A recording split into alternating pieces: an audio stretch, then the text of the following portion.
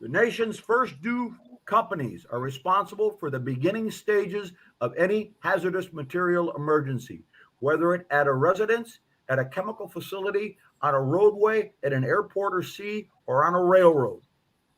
When lives are at stake, first due companies will not always have knowledgeable hazmat technicians present and must take actions and make decisions well before a hazmat team responds. My name is Bill Gustin, the oldest man in the room, captain on Miami-Dade Fire Rescue Department. I want to welcome two special guests with a stellar background in hazardous materials. Is Doug LaValle, and I'll let him talk a little bit about himself, and then Richard the French, with the guy with the French name, Bolo. Is it Bolo? Beaulieu. Beaulieu. Yeah, Bolo is an acronym for the cops. Right. Look out. Okay, and then we've got two of our regulars, the ruggedly handsome from north of the border, Brent Brooks, and my partner in crime, Jimmy. See the shirt I'm wearing today? Right? Yep. All right. Engine 23 from Pilsen. So let's before we get going, let's welcome our friends from Key Hose. That's keyhose.com. Now, I'm training in Central Florida up near Disney World. And we're trying a variety of different key hose. A lot of their combat ready and their 2.25 and 2.5 true ID hose, which is built kind of old school. All right, so we put it to the test. We laid 4 hose packs down in a hallway that's about as wide as I can spread my arms. And we laid them out, we charged them, we had to stack them so that the last bit of hose that would go up the stairs would be on the bottom, and the next, and then the one with the lead length with the nozzle was on the top. And it took a lot of personnel, but the scenario was we had a dirty hallway on the fire floor. Well, of course there were kinks. Of course, this is very important for me to mention. We were operating an outlet pressure around, the static was 65. We were not pumping the FDC.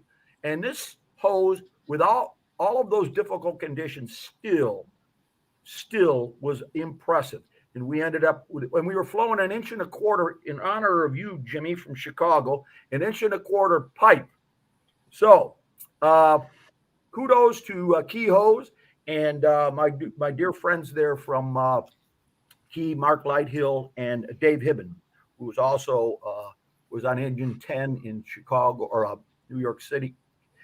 How about Washington, D.C., okay? And 10,000 runs a year, okay? Doug, you want to tell a little bit about yourself?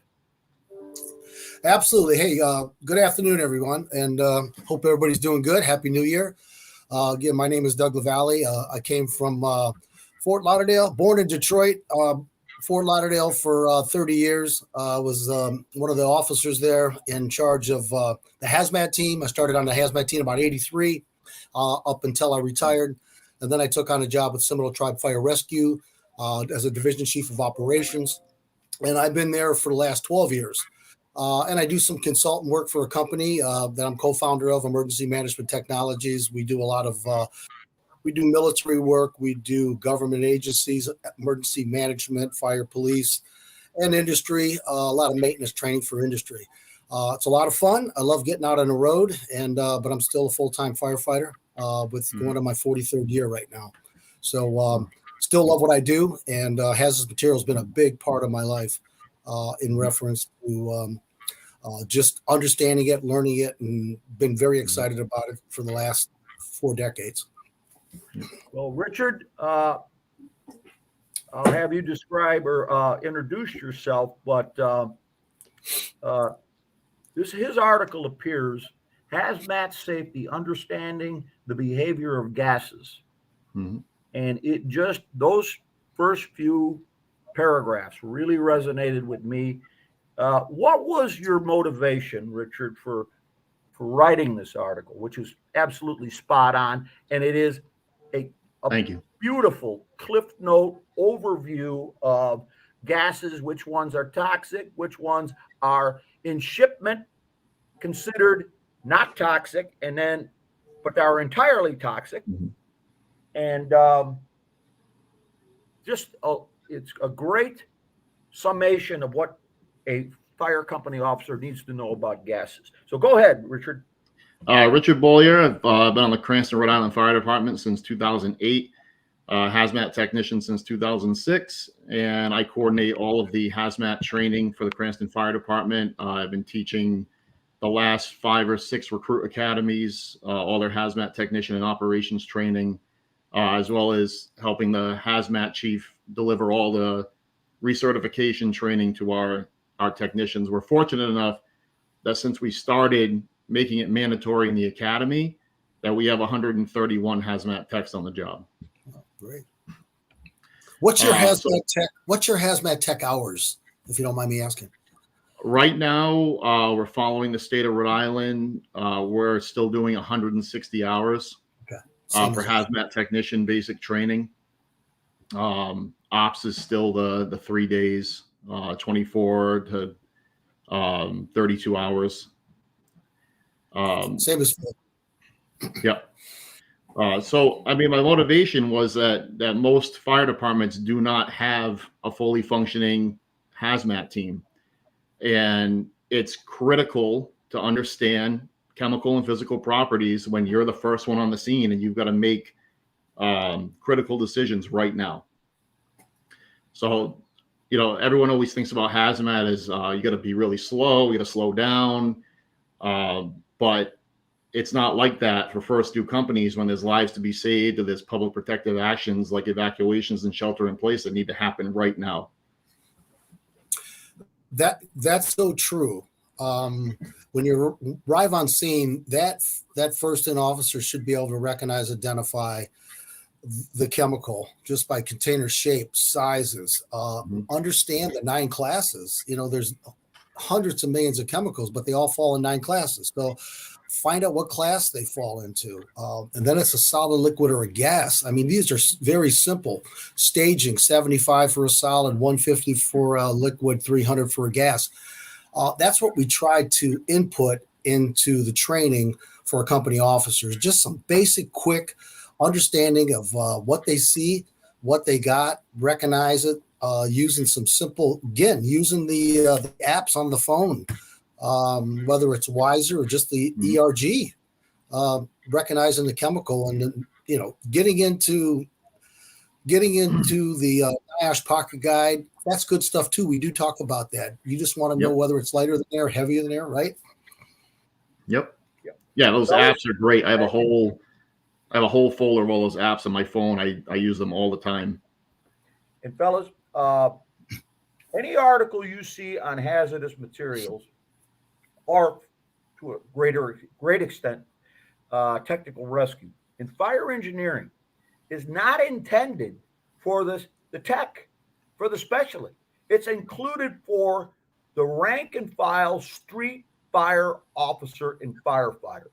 And, you know, guys will be a webcaster. So, that's for hazmat techs. Or understanding the behavior of gas, that's for a hazmat guy. No, it is not. If you are a first in company officer, you better make it your business to know the properties and the mitigations procedures for the hazardous materials in your district. Speaking of hazardous, we've got in an FDNY imposter here. I think he's an FDNY wannabe, but he's a Chicago fire captain masquerading as an FDNY guy. And Jimmy Davis, how you doing, brother? Doing great, Cap. Doing great, brother. And then, can you tell us a little bit about Chicago companies, what you encountered? I mean, I can talk about my dad's day in on Squad 2 in the 50s, and an essential component or ingredient that they had to have was a big jar of Vaseline when they went into ammonia leaks. And sulfur dioxide leaks, because you still had refrigerants, sulfur dioxide. Now, where they put that Vaseline well was any sensitive area that would be producing sweat. Okay.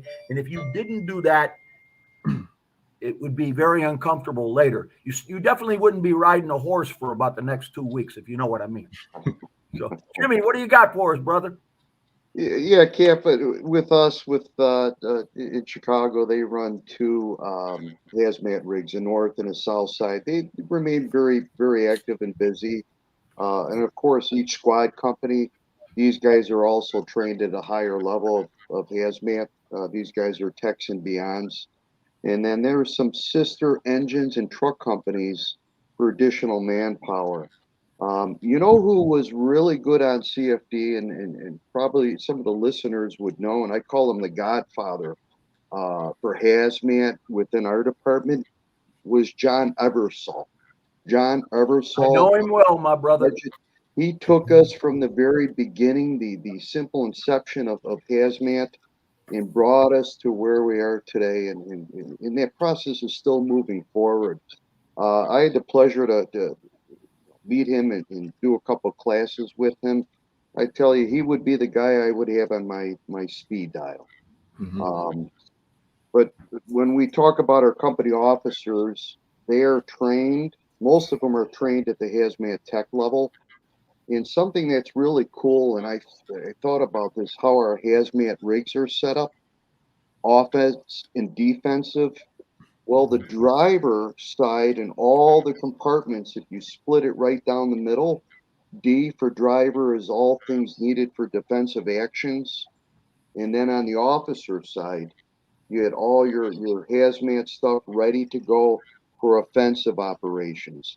So they made everything user friendly, color coded, um, additional training that we do. And what I like also is that our recruits also get the 40-hour hazardous operations training. So they do have some exposure.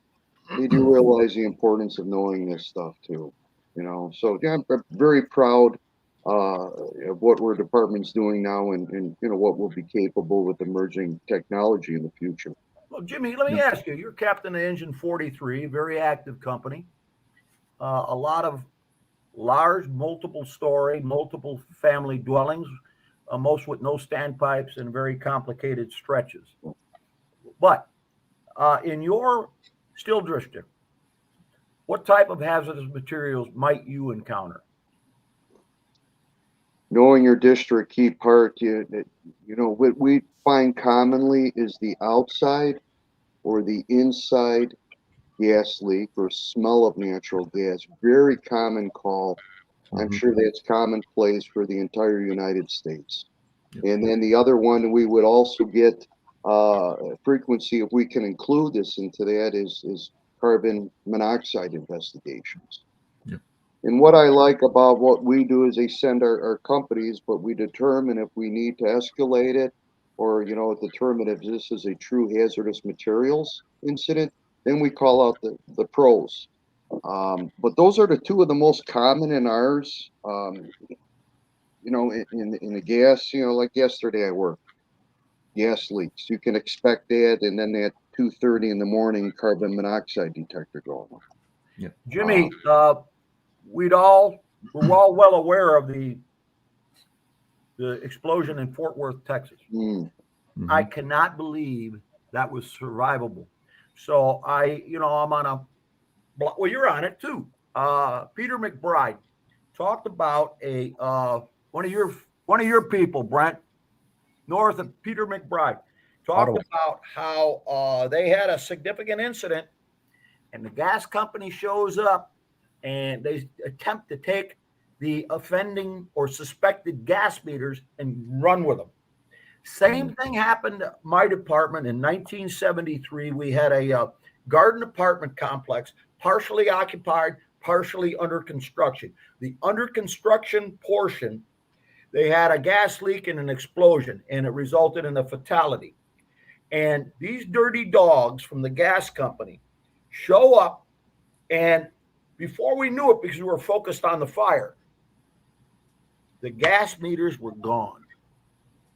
And he mentioned the same thing. They took, because that's what they want to do, because there's many stories to tell from those gas meters. So that's a good lesson to be learned. Keep your eye on the utility companies.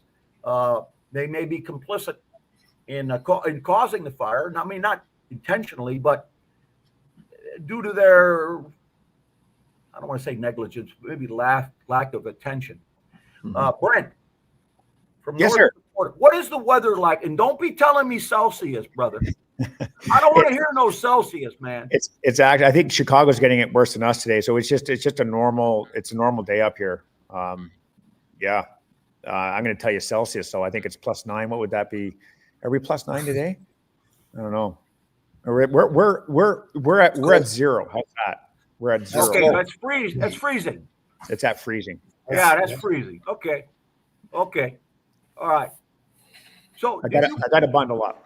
But our hazmat is almost identical to what Chicago's doing. But I did make a note there. I like the D side and the officer side. That's absolutely brilliant. But we got 2 heavy hazes, a north, a south, the sister trucks, the support trucks, very similar to Chicago. But I don't know. Are you guys using the CO monitors on your medical equipment? Like every call a CO comes in. I think that's a standard everywhere.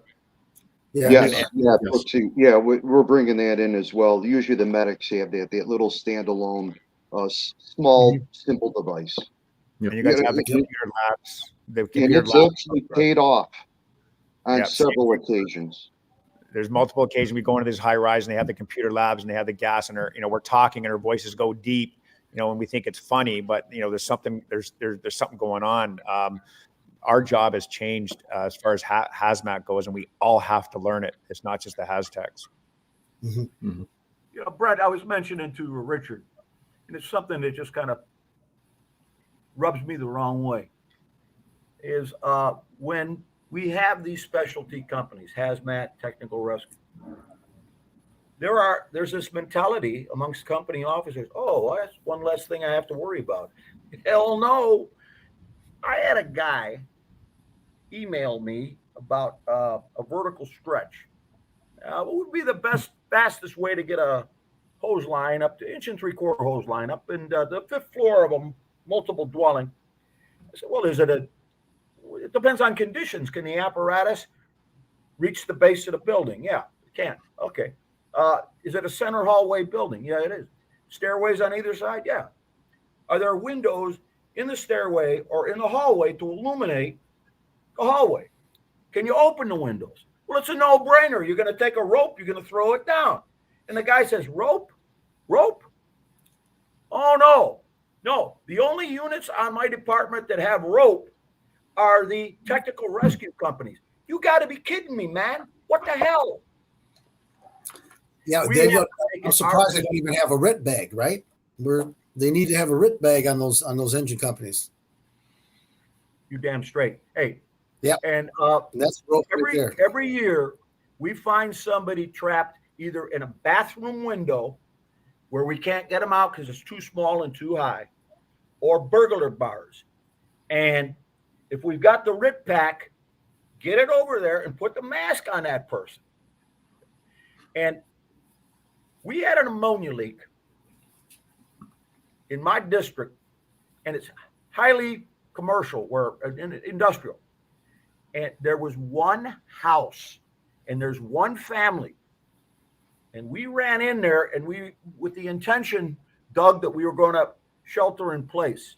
Well, they were gagging, and, we could be on air. We got to snatch these people. And we took and the lady weighed about 300 pounds. We were in a Pierce Quantum at the time, and getting her up the stairs of that Pierce Quantum and up into the cab was a monumental feat of strength, but we did it. And this is getting back to both of your guys' assertion. We think we have to take the time, figure out what we got. Not in that case, you don't. Right. But we knew how to handle an ammonia leak because we made it our business to learn the properties and mitigation of ammonia and also pre-fire planning. Right. That's right. This is back in my Lauderdale days. We did have that incident. I talked about it in a class that I was teaching. And it's like one of those incidents that you don't think is going to ever happen. but it was a bobtail anhydrous ammonia truck type of scenario. I didn't mention bobtail. I just mentioned anhydrous ammonia, 10052 gas, right? And how to do a snatch and grab, how to do an extrication with a driver if he was trapped.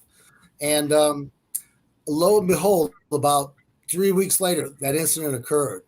And the guys did a great job. They pulled the pre-connects off. They overlapped in about an 80-degree fog. They extricated the victim from the cab. By that time, the hazmat team was there. They started working on the leak. Meanwhile, the guys kept working on the extrication. They got a save. And otherwise, prior to that, they probably would have said, hey, we got an anhydrous ammonia leak. We got a guy trapped. We're waiting upon hazmat. Yep. That's not the answer. Yeah. Right. There's a big difference. There's a big difference What kind between of hazardous materials you encounter there, and is that a port city, Cranston? We're near the Port of Providence, so we're just south of the city of Providence. They have the Port of Providence. They have LNG. They have LPG. They have massive million-gallon tanks down in the port. Our water is much. We only have about 3.5 miles of coastline for us. Yeah. But we have a lot of plating shops, so we see a lot of acids, cyanides. We have cold storage. We have a Pepsi Cola company plant. They use anhydrous ammonia as their refrigerant. So we're very well versed on anhydrous ammonia. It's something that we drill on, and we do the same exact thing. We run drills where our fire companies understand that, especially in an exterior sense, you are more than safe to do vapor dispersion, use your SCBA, your full gear, and make a quick rescue. I like that philosophy, man. Yeah. I like that philosophy. Hey, Doug, can we go back in history here? Would you please tell me about the FVC fertilizer plant in the early 60s or early 70s and the lasting effect that it had on your fire department? Yeah, that occurred about 7 years prior to my arrival there in Fort Lauderdale. And from that incident, we had a lot of people get sick over the years. But what it was an ammonia nitrate fertilizer company there. They had all the bags and stacked in there, just like the same ammonia nitrate fertilizer they used in the Murrell building, Timothy McVeigh, same stuff. But it was right on the tracks on Broward Boulevard in Fort Lauderdale, just right around the corner from the fire station. The guys got there. There was only 4 SCBAs on the truck, and back then nobody used them. When things got really thick and hairy, the guys would put the sponge in their mouth and just suck on a wet sponge. I'm sure Cap, your dad, did that as well back in the day. And so these guys, the firefighters there, they went ahead and did a defensive. At first, it was offensive, then it turned into a defensive, and the fire burned out of control for 3 days. They couldn't put this fire out in this building. Just smoldered for 3 days, put it that way. It smoldered for 3 days. So we kept companies on scene. We kept rotating companies on scene for 3 days. And from that incident, probably about 10 or 15 years later, we started getting sick with cancer, all the guys. And it was starting to turn out it was all the same cancer. So we had a total, I think, of 29 guys come down with cancer. And out of the 29 guys, I believe as of today, I think most of them are passed away, but the good majority of them passed away from cancer, the same type of cancer that the very first person was diagnosed with. And we actually did a special back. I mean, we're going back now, Captain. Remember Primetime on ABC? Yeah. Anybody on the panel remember Primetime? We actually got that to ABC, and they did a big story about it. I actually have the VCR from that particular show, and a lot of those guys, I worked with them for many years afterwards. So they all became my friends. They were my colleagues. They were great firefighters, but then they got sick and passed away, and it was all the results of this anhydrous ammonia fire. You know, prior to 9/11. There was a significant long-term health effect loss of life. In the early 70s in the Manhattan telephone switching building. You might remember the pictures. There's a tower ladder one. It was a brand new apparatus, a new concept, and putting water in this. It was all the polyvinyl chloride insulation on these wires. And these poor devils inhaled this. You couldn't stay on a mask all that time. I got a dear friend of mine who got laid off in financial crisis in the 70s in New York City. He spent hours in that tower ladder bucket. And I mentioned him, you shouldn't be here. There's no way, Joe O'Sullivan. He's still alive and a wonderful gentleman, laid off from FDNY and retired with Miami-Dade. So, but these long-term health effects and these poor guys working at ground zero. And then, right. Doug, we lost 2 weeks ago a mutual friend, Paul, who worked at ground zero. And I know he spent a lot of time inhaling stuff he shouldn't. I worked with him at ground zero. We were across the street from him. We were on Church Street in Vesey. Task Force 1 was on one street, one corner, and we were on the other. I know exactly who you're talking about. And plus, we lost the guy. We lost 2 from our team since then. Yep. So I'm on that federal list. So every 3 years, I get a full body scan, CT scan. So. Oh, one guy that worked that, and he's not here today, is our captain, Mike Dugan, and he is teaching a class. Now, let me think. He's doing it for the Fools, a Fools event, Fraternal Order of Leatherhead Society, and I can't remember where it is because I'm old. I'm going to play the old guy card. I can't remember. But kudos to you, Mike, for helping out the Fools. And we got it here. We got it. None of you guys, none of us can make it every month. And I never want anybody to feel that kind of pressure. We're almost at halfway. And I can't say enough about the performance of Key Hose. And it just was so evident yesterday. And it's an easy endorsement for me. That's what my department uses. And most of the departments in this area do use the Key Hose. And now that is not to say, guys, there is a lot of good, high quality, high end hose. And there's a lot of crap, a lot of it made in China. So just because you're buying a particular brand, you may not be buying the proper grade. Now, I will say Key, everything you buy from Key is top notch. But be careful, and my God, do not go cheap on hose. And you're gonna examine some hose for a selection process. No parking lot test, bro. No parking lot. Put that hose to a narrow hallway and stretch it out, or a narrow landing of a garden apartment and stretch it out. And how well does it knock out the kinks? How well does it advance? There's no substitute for actually going out and doing it. And the parking lot is not the place to try it. So kudos to Key Hose. Richard, is this the first department you've been on? Is Cranston? No, I started my career in a small town called Portsmouth in 2006. And then I got hired by Cranston 2 years later. Yeah, and same as me. I started off as a volunteer in the suburbs of Chicago, Wheaton, and then worked for a municipality in the Chicago area. And then I've been in Miami-Dade. I'm entering my I think it's my 50th year, 48th year with Miami-Dade. And I just remind me, 49. 49, yeah. So anyway, hey, I am retired, bro. I'm not going to fires. I'm not riding an apparatus anymore. But I'm having a great time in the training division. And at this point in my career, it's very rewarding. Jimmy, I know that you spent a lot of time in the training division, and I will tell you that I have been given a directive from my boss, Nick Morgado, Division Chief, to find out how you, your department, and the FDNY manage multiple classes with large number of recruits.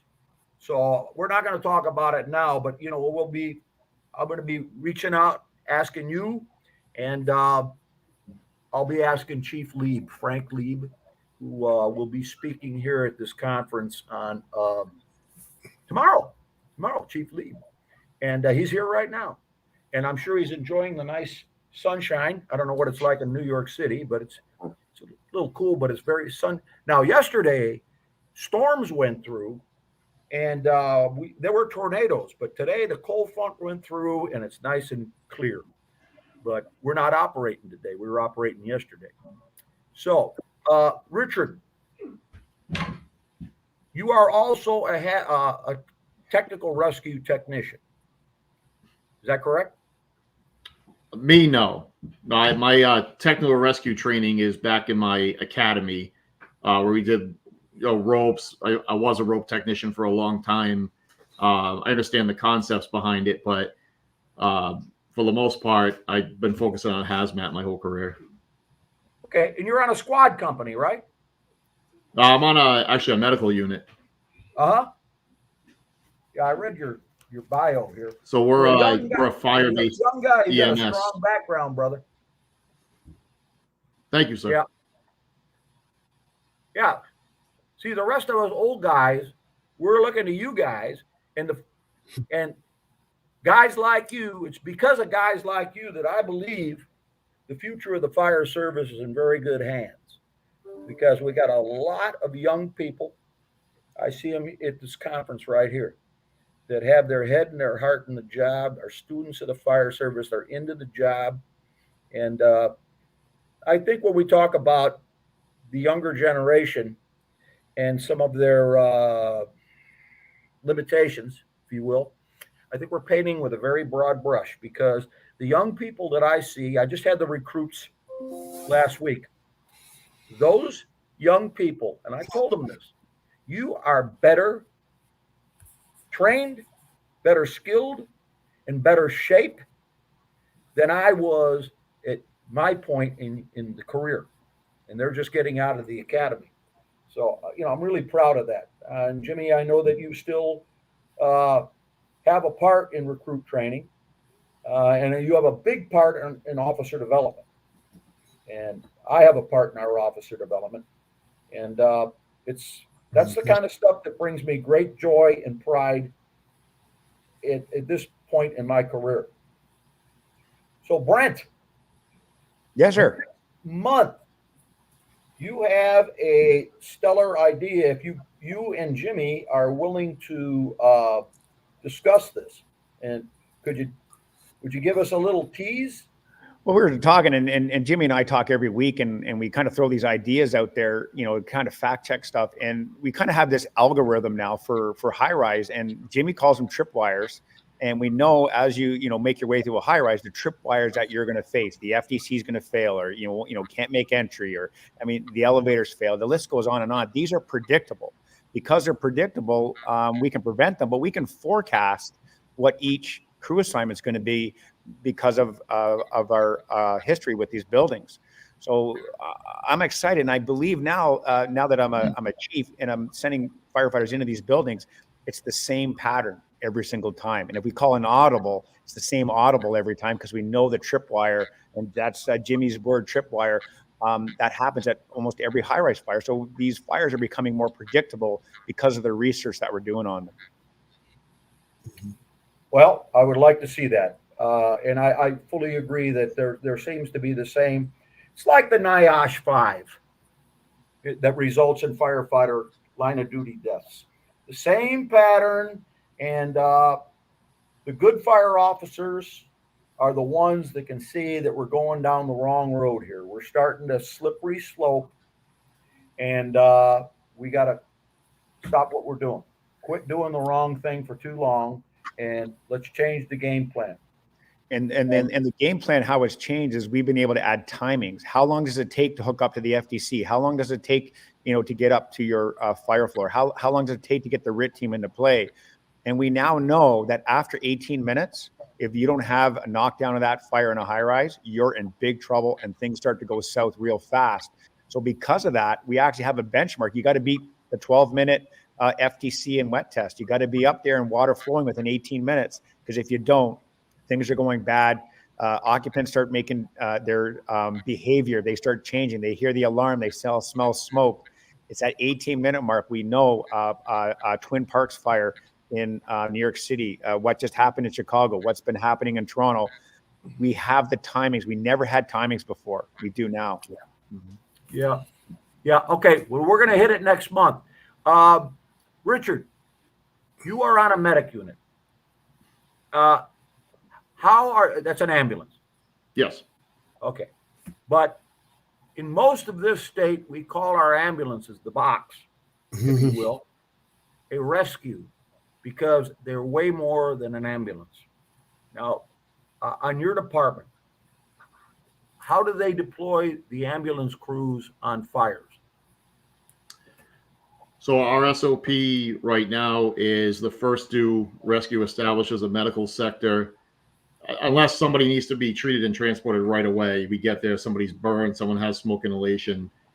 We get there, first due rescue establishes the medical sector, puts their gear on and stands by with command. And then our second due rescue teams up with our air supply unit and delivers rehab. So we've been really trying to expand that role recently, where those 3 firefighters are making sure guys are hydrating and wiping their necks and their wrists, and we're making sure decon gets set up. We've been doing a big push to make a fire scene a hazmat scene and keep in mind all the carcinogens and chemicals to keep ourselves clean, keep our trucks clean, and hopefully have a long, healthy career as a result. So that's been really good with our rehab, rescue joining up with the rehab. So they're not only doing air supply, but they're making sure guys are staying healthy on the scene. Richard, my department, you can weigh in on this too, Doug. If we respond on a extended hazardous material incident, somebody's going to reimburse the fire department for man hours and whatever extinguishing agents or whatever else we use, any damaged equipment. Not so with fires. But these days, how many fires are not a hazmat incident in some way, shape, or form? Right. So the majority we had a fire in a garbage facility. Oh, look at this. Liz. Jimmy, tell your wife, Liz, I love her, but in a different way than you do. Yeah, this is my fan club. Are you done complete? Have you taken your boards yet? Not yet. No, studying. Okay. Oh, Liz, great to see you. Great to see you. Sorry to All interrupt. right. Bye. Bye, guys. She is a lovely Chicago Puerto Rican. You lucked out. Lucky man. Up, Jimmy. See, now I've lost my train of thought. But Doug, is this a pattern with other departments that we have these protracted? Oh, I was going to say about the garbage disposal plant. Unfortunately, it was a county facility. But right now, in our jurisdiction, we're running out of places to put the garbage. And this plant was very productive in that we was consuming the garbage and boilers and generating steam to run the turbines for generators. And that all ended because of this this fire. I have my own thoughts about it, and it's in litigation, of course, so I can't really talk too much about it. But there's plenty of blame to go around, I think, guys. And but is this, Doug, is this at the state level? How is it that departments, if it is a hazardous material incident, is this something that's common at the state level that we could get reimbursed? I think we can pick apart just about any fire if we really looked into it and started investigating. I think it all starts with the investigator first on scene. What's the cause of the fire? And as an ex-inspector, I could say, I'm looking for the origin of the fire and what caused the fire. And if it drops back into hazmat, and our hazmat team had to respond maybe post-fire to mitigate something, that's certainly an area where we can actually go for cost recovery funds through the state, well, through the company, number one. And if not, after that, it's probably 50% reimbursement from the state. Similar to medical calls, people that have no Social Security, no insurance, we still treat like we do anybody else, but we put that into the state's hands, and we usually get reimbursed 50%. But it's something that we certainly look at because the majority of these fires are somewhat related to hazmat. Like you said, the generators and all that. That's a lot of issues, a lot of hazmat involved. Mm-hmm. Yeah. And like right now, I'm on that state committee for CERC right now, State Emergency Response Commission, as an SME for electric mobility products in general, all the lithium ion battery stuff. And we're looking at that. If we respond to a car fire, we're on that car fire for 6 hours because it's in an occupied area, we have to put water on it. We can't just surround the area and protect the area and let it burn itself out. We may have to put the fire out. Now, we're on that scene for 6 hours. It is, in fact, a hazardous materials incident. Yes. Right? Yeah, I mean, it's burning off uric acids, hydrogen fluorides, chlorides, all this carbon monoxide. And it's going into the storm drains. So we're damming and diking. We're ruining our gear. As you know, they're getting saturated. And who's getting the cost on replenishing that gear? We are getting them cleaned, but they're still coming back with traces of hydrogen fluoride on them. So what's the answer? New gear is the answer. I don't want to put that gear back on my firefighters if they've been splashed back from working an EV fire for 4 or 5 hours. So cost recovery should fall into that too. I would like to see that in the future. Yes. And you have anything like that, Richard, in your state? Anything with the lithium ion batteries? No, the reimbursement capabilities. Oh yeah, and then yes, please. Two-part So we question. Yes. haven't really seen anything in our state large scale with the lithium ion batteries yet, which is great. And then as far as reimbursement goes, for big fires, I'm not sure what avenue we have, if anything. We actually did have a fire in a trailer, a tractor trailer at one of our facilities, our Safety Clean facility. There were some small barrels of lithium ion batteries in that trailer, which may have been the cause of the fire. But then it was also, a huge miscellaneous amount of hazardous materials in there, a lot of flammables. But it was a fire, but because it was probably due to a hazardous material with the lithium ion batteries or something to do with this improper storage of flammables, we could get reimbursement through SARA Title III for everything that we used. So when we called in a neighboring community for their foam trailer and just used thousands of dollars worth of foam, and all of that, everything that we did, all the time, all the foam, everything was all billed to the company. Beautiful. Yeah. Hey, I want to give a shout out to the Hasbrook Heights Fire Department.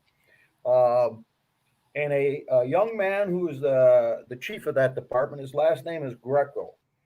Tony Greco's son. Tony was a staff photographer for fire engineering, a video producer. And in the 90s, many, as we would say in Miami, many mango seasons ago, I produced a car fire video and a two-part video on search and rescue. At the same time, Andy Fredericks was making his engine videos. So we actually collaborated. And in one of the videos, I'm doing what now would be considered a VES. And I got Tony's son, he's like 10 or 12 years old, and I've got him, and I'm standing on the ladder, and I take that kid, grab him, and carry them down. And now the kid, I believe, is a career firefighter, I think, in Hackensack. But, it's just, I see this, and it's funny how things come around. They had one hell of a problem on their hands with a gasoline tanker, and then a running spill fire that ran up underneath cars in a car dealership. So they had their hands full, but and they're no strangers. So I became familiar with that department through young Greco's son, or young Greco's dad, Tony. So I know you're watching, Tony, and young Greco, if you're out there, bro, I saw your name mentioned in the fire engineering news piece on that fire. Job well done, brother. Hopefully we will hook up one of these days, maybe at FDIC. So just want to give a shout out to the Grecos, both dad and son. Okay, we're getting here down to the pretty close to the end, but Brent, anything more about any of your? Can you tell us? We're going to go around and we're going to talk about one of our more memorable hazmat calls where we were first due and made a difference based upon our decisions and actions. You got it first, Brent. It was a hockey arena, and people are evacuating. Everything's looking good. We can see it venting out of the rear of the building, and we're still trying to figure it out. We're still waiting for the haz. And then one guy comes out with burns, and he's like, "My buddy's still in there. My buddy's still in there." And then that's the decision. How far is the haz away? Well, they're 5 kilometers, so 3 miles away. And the captain made the decision to button up, went in, grabbed them, no burns to the captain, and brought the driver, that was the Zamboni driver, out. And then, we were shocked because we're like, well, we were told gear couldn't protect you. You had to, use level A, and it was just simply bunker gear. So that made us think a little bit differently now as far as, can we make that quick grab with our typical bunker gear? And I guess the answer is depending. Mm-hmm. Well, Brent, it all is in accordance with an ongoing risk-benefit analysis. You got a life to save, and it looks like you got a good shot at doing it. I agree. And now, Brent, the only two guys on this webcast that know what a Zamboni is, Brent. I guess you know what a Zamboni is? I grew up in Detroit. Richard, you know what a Zamboni is? Yes, sir. All right, I know Jimmy does.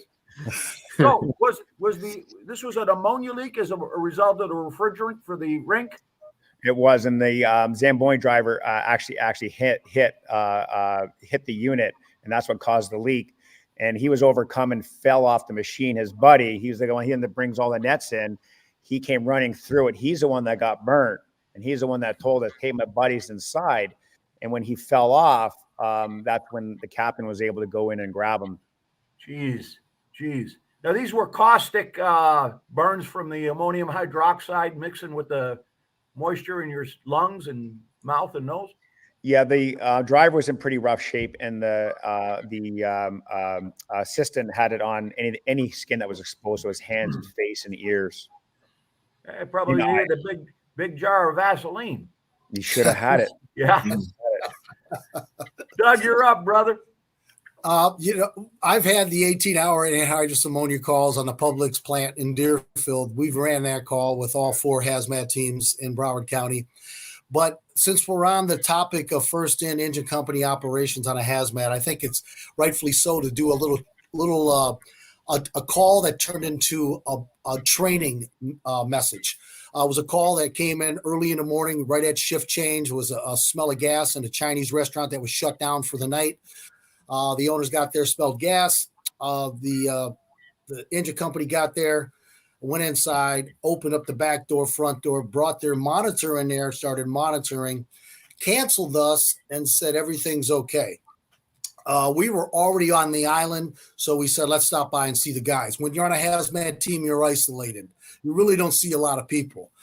So it's an opportunity to say good morning to the guys, see the sun come up over the ocean in Fort Lauderdale, and give the guys a hug. So we get there, And right away, I get off the rig, captain on the hazmat. I get off the rig and go over to the other captain, and I'd say, "Hey, what do you got?" We had a gas leak inside, and it's all clear now. We got it all squared away. I said, "What type of gas was it?" He said it was a propane leak. I said, "Okay, propane." Well, my driver's sharp hazmat. He gets off, goes in, sees the driver, and walks completely through the place with the driver all the way out the back door. And he's looking around, and he says, "Where's the propane tanks?" And the guy says, "Well, it's all clear in there." He says, "Hold on, there's no propane tanks. This ain't a propane leak. We've got a regulator right there, natural gas coming out of the ground. This is a natural gas leak." He said, "Don't let those people back in the building." Tino Pazels walks through the building, grabs a chair. He's about 6'3" already. Jumps in the chair, grabs his monitor, drops the tile, sticks the TIF monitor up there, and the monitor just lit up with gas. So the gas was trapped up top. Then I said, "Let's get into the building next door." So we broke the lock on the building next door very carefully, got in, gas in that side of the building. It was in a strip mall. We went to the left side, gas in that one. And then I went back to the captain and I said, Tino came to me and said, "This is a natural gas leak. We got gas everywhere." And then I told the captain, I said, "Hey, you don't have a propane leak. You have a natural gas leak here. Is there a difference?" And it goes back to Mario and Maria. One letter difference, right? Does it make a difference? If I always tell the guys in training, if you're on a date, you're on a blind date and you're going to go see Maria and you knock on the door and Mario's there, big difference. So the difference between natural gas and propane is one letter, and it's a big difference. One's lighter than air, one's heavier than air. And the guys were monitoring down low. That's why they didn't have any readings. It was clear the gas was above their heads. I said, "Can I use this as a training?" I didn't want to embarrass the guy, but he said, "Yeah, let's use this. I don't want anybody to make this mistake again." So we got that message out, and I think it was a good learning point for everybody. Went through the whole department. You got to be careful. Don't just take for granted that someone tells you it's propane. Get out there and look for yourself. Doug, and that's the kind of stuff a fire company officer ought to know which gases are lighter than air and heavier than air. And if you want a deep dive in, we're not that deep. Again, I wish I had written the article, Richard, because you do a beautiful examination of the few gases that are lighter than air.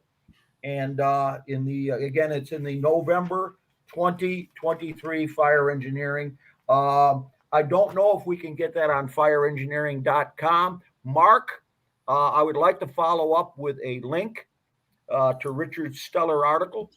And Richard, I look forward to some more articles. Do you have any notable experience? Doesn't necessarily have to do with a Zamboni or a Mario or Maria.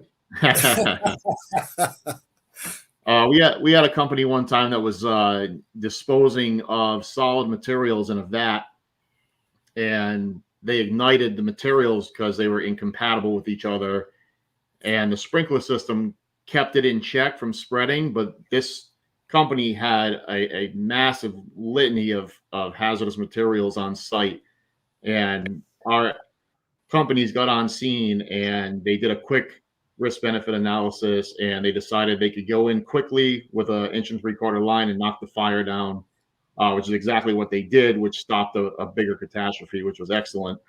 The biggest learning point from that was a lot of the solid substances that were disposed of were water reactive to make caustic gas.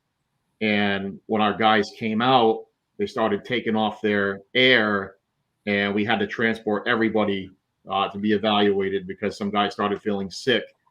So the valuable lesson there was to make sure that if you're going to do something like that, expose your gear to hazardous materials, absolutely stay on air and receive at least a good wash down with copious amounts of water, and then even stay on air while your gear gets removed and taken away from you.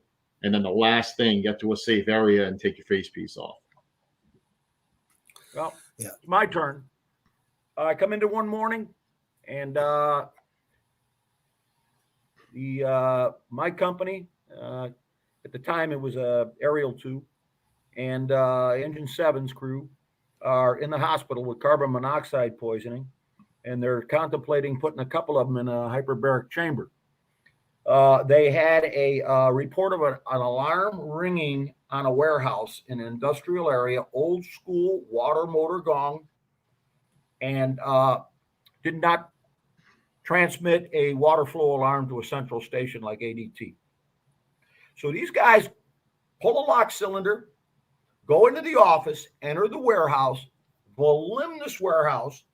They can hear water running from the sprinklers, and it is pallets upon pallets of flattened cardboard boxes that haven't been put together yet. You know, the signode stripping, the metal stripping. They described the smoke condition as a light haze in the fluorescent lights. They made their ways hundreds of feet into the warehouse, massive warehouse, and found the pallets tipped over, sprinklers discharging. And as we know, in many cases, sprinklers don't completely put out, completely suppress and extinguish a fire in stock that is racked, stacked, baled, bundled, palletized. So if the sprinklers did not completely put out the fire and the fire is still burning, it's burning incompletely. The CO reading was off the chart. We could have lost 2 companies in this building. And the lesson here is don't associate carbon monoxide with heavy, dark, black smoke. It is indeed odorless, tasteless. And we learned the hard way. Now, this is early right after the changes in 2000s. Well, you can second guess and say, well, they should have had their mask on. Well, of course, we're going to learn now from that. We're going to learn now. I'm glad I wasn't on that fire, but I thank the good Lord that I learned from that fire that I was lucky enough not to go to. And that's my lesson. What do you got, Jimmy? Get a call for a CO in a mid-rise. Go check the parking garage out. They're probably power washing. But this is my experience, and I think this one had the bigger impact on me. It's heating season in the Midwest right now. We get a call, I'm on 117. We get a call for a sick person, 3-story ordinary. She's sick. I said, anyone else sick? Yeah, my kids. So we keep talking more and more about this. He says, yeah, the people upstairs are sick. Their children are sick. All of a sudden, all these red flags are coming up, flu-like symptoms. My lieutenant says, he told the fireman, hey, go grab the CO monitor. He did a reading down in the basement, 800 parts per million. This was about 11 o'clock at night. So I think that one really stands out because just digging a little bit deeper and finding the cause and putting 2 and 2 together, I tell you what, they'd had the potential of maybe saving 6 persons' lives. All 6 were transported to the hospital from that apartment building. So that's my takeaway. Be observant of conditions, slow down, look at the big picture. All right, guys. We're going to wrap this up. I'm going to thank our good friends at Key Hose. You proved its worth again yesterday. And what a great Richard and Doug. We're going to have you back, brother. We all feel very strongly. Company officers, make it your business to be experts on the materials in your district, which means you got to get out of the recliner and get out. And I agree with you, Doug.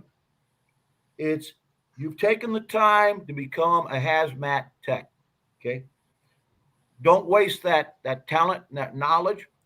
Use that talent to teach your regular street level fire companies on hazardous materials.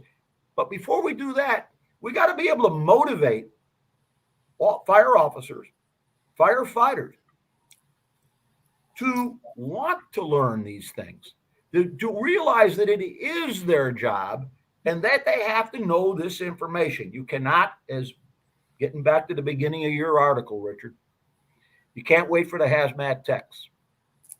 So, guys, I think this was a great examination of what could have been a kind of a dry subject on hazmat, but it's far from a dry subject, man. Mm-hmm. And I think I sure appreciate Richard. And again, I'm going to plug your article.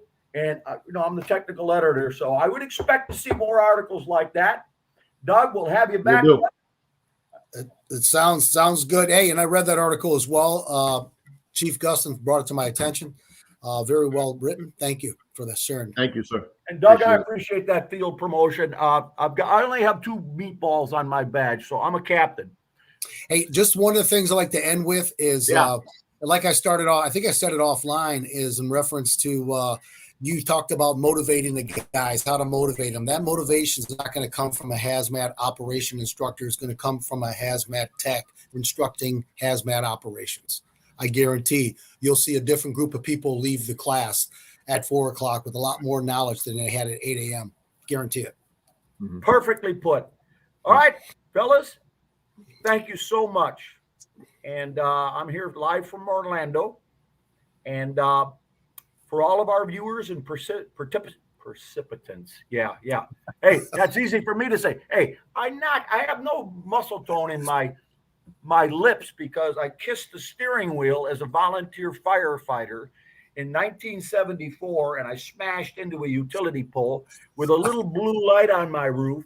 I was almost killed because, God forbid, I missed the rig. So I learned my lesson. But yeah, we had a great time today. And for those of you that commented and participated and viewed, thank you so much. God bless everybody. And may he keep us safe in our most noble profession. Till next month. Thank you, guys. Thank you.